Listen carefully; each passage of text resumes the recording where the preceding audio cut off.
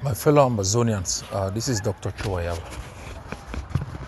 Yesterday I made an official address and I wanted to maintain that address to be focused on its object and not to divert on little issues around the address.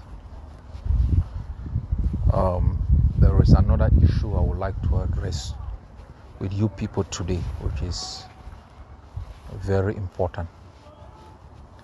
Since 2019, our school year has begun in October, and that has been a standard practice. The Ambazonian Governing Council has determined that the most effective school year for Ambazonia should begin in January. It is a practice by so many countries across the globe, including Ambazonia at its infancy. I have advised the Department of Education that such radical departure from what our people are used to should be done gradually. So we do more education, explanation, answer questions, clarify concerns. Bui, the state of Bui, had instituted the January commencement month long ago. Momo has always, like most other states, begun its school year in October.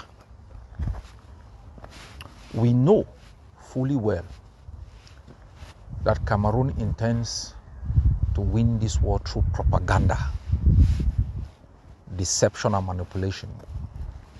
It has coined a word called normalcy. It uses normalcy to distinguish the period of heightened tension and warfare with the period of calm. So it equates normalcy to victory.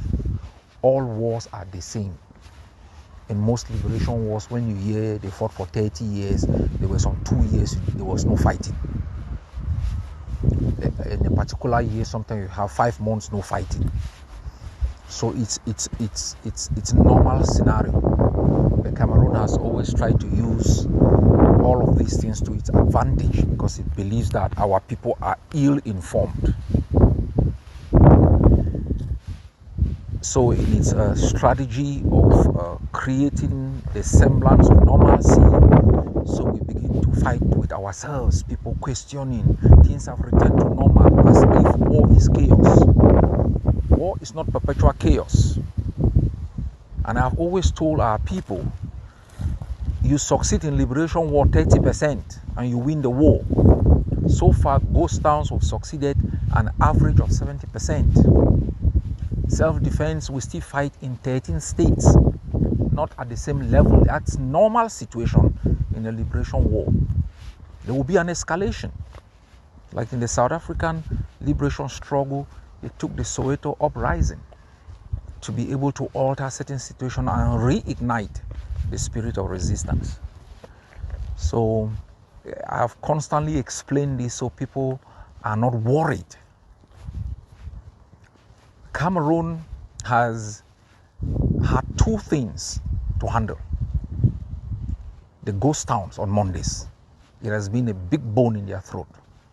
They have tried as much as possible to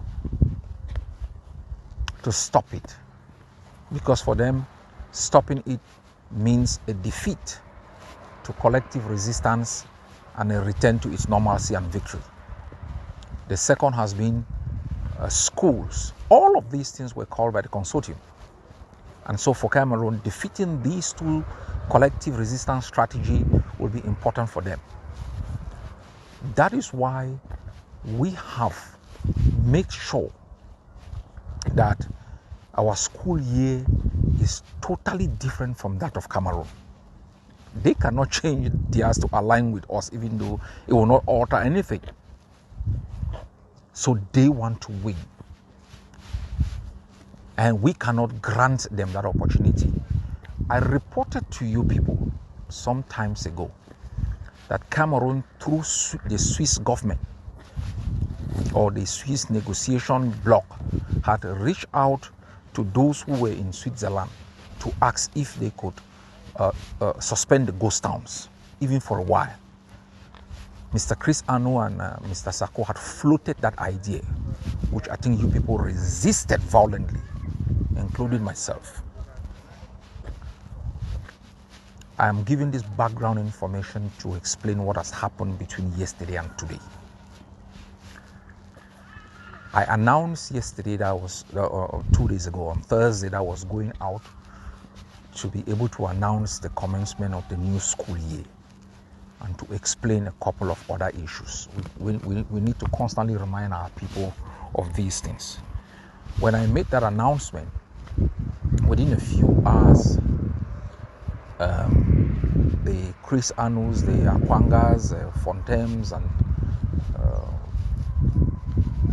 others, they reach out that they will need to speak to me concerning the commencement of schools before my outing. And I said, whoa, wow, maybe this is an opportunity for all of us to be on the same page. And so I suspended my outing. And I went for the meeting. I took the head of the education department of the AGOFC and the chairman of the Ambazonia Education Board. We went into the meeting. That's when we realized they had already agreed that schools will resume mid-September. And I explained to them clearly that you are going to institute a lot of confusion with this kind of a decision 1 month to the commencement of the new school year. If you want to alter the date, give our people 1 year to prepare. You can't simply get up in August and you announce that the Ambazonian school year begins in September. So it's a long meeting, up and down. My team explained to them how school commencement are tied to the curriculum of education, and said we will be willing to sit down in specialized groups and discuss with them, bringing in the curriculum of education so that they understand how school year commencement are set. We trashed that, and they wanted an agreement on the issue of the commencement of school year, and there was no agreement. And I said to them, listen, we will go with the standard practice that has been since 2019, that our school year commence immediately after our Independence Day celebration, and that they can go with theirs. That's for me not a problem. And I was not interested in fighting any announcement they make or saying anything, because we can still differ and move forward explaining our own position without attacking others. It didn't take 5 hours. They had put out a communique, putting my name in the communique, and talking about an agreement, as if that was not enough. I told them immediately I saw the communique, I said, listen, you have to withdraw this. You can put out your communique without my names. We've not been working together or anything. You just ask for a meeting, and you can't simply just, if I make an agreement with you people, it will be certified by the AGOFC. I can't just go out and make agreements and then fly it over. I will notify the AGOFC executive to make sure it's consistent with policy. And I gave them 12 hours. Take out my name from your publications.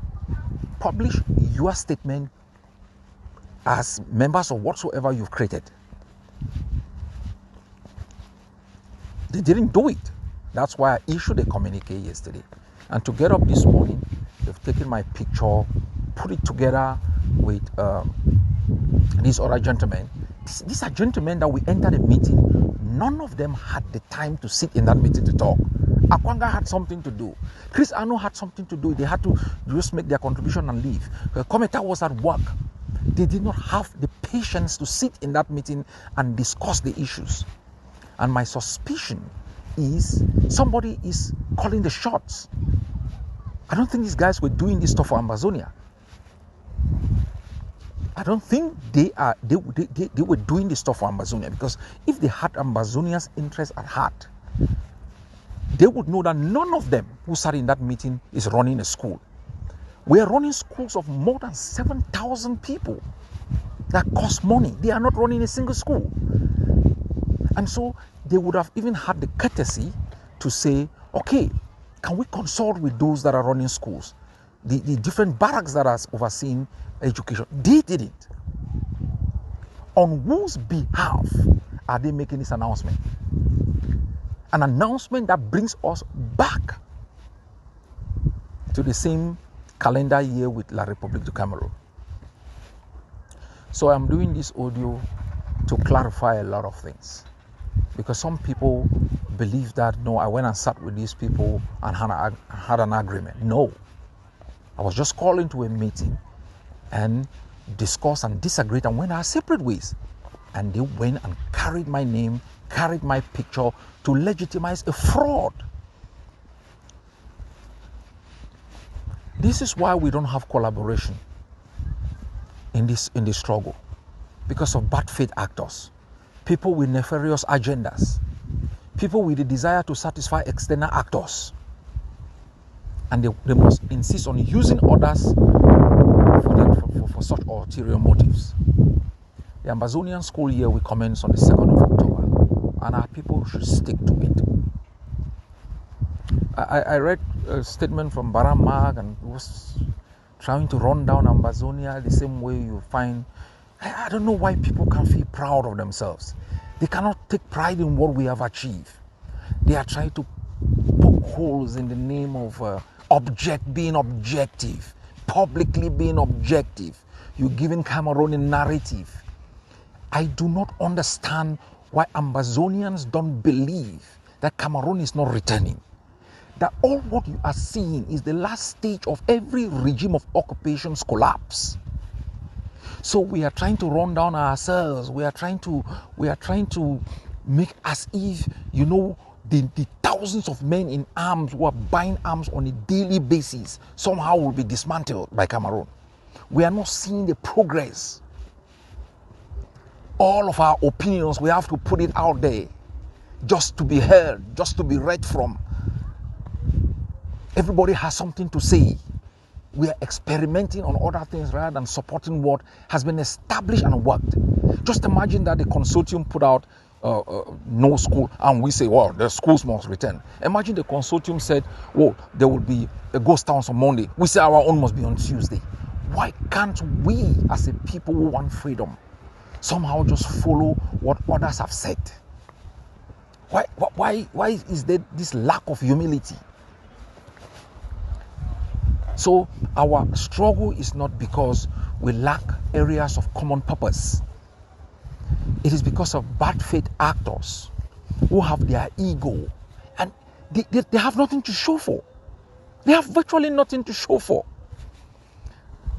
And it's not bad just to be somebody with a voice. But sometimes you must know the limit of when you are going to talk. So our people should remain focused. What I'm seeing as I write every day to you, I'm seeing great strides. 2 days ago, our forces were planning and say, hey, we are going into Jakiri in broad daylight.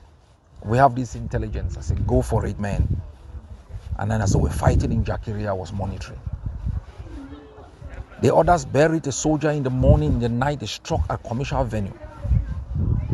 The next day, they struck again at Font Street. Across the territory, our men are fighting. They are arming themselves. You listen to the audios of the enemy, you see panic, you see fear, you see the call for genocide. Those are voices of defeat. And we must know where we are coming from, what we have achieved, and we should be positive. We should not always try to run Ambazonia down because we feel like it's going to run others down. We should not try to run Ambazonia down because we feel like because we are not part of where others are, they must come back and take us along before we will see like we have made progress. Every struggle has had its ups and downs, but people always get free as a people. And I don't think nationalists, patriots, those who believe in our independence must insist in the collapse of our resistance because they are not part of it. They already are listening to an audio, a guy called Advocate, talking how they will have to join Cameroon and fight us because we are collecting taxes. Which liberation war can they cite that did not mobilize resources through one method or the other? Tell me, how can somebody justify betraying Ambazonia because he's angry that others are collecting taxes? That tells you that they are not concerned with Ambazonia. It's personal grievance. People will feel aggrieved by the fact that the journey is continuing when they had proclaimed doomsday. They had proclaimed the end of the resistance without them. And they are shocked to still see that our people are fighting. My people, believe in yourselves. Let no one run you down. Let no one talk you down. You've been talked down for 63 years by Cameroon. People have said it's impossible. It's 7 years today. We are still fighting. Believe in Ambazonia. All the ideas, the policies that we are putting in place, they are not coming from heaven. They are best practices that we are copying and making changes that make them to reflect our own reality and the moment in history.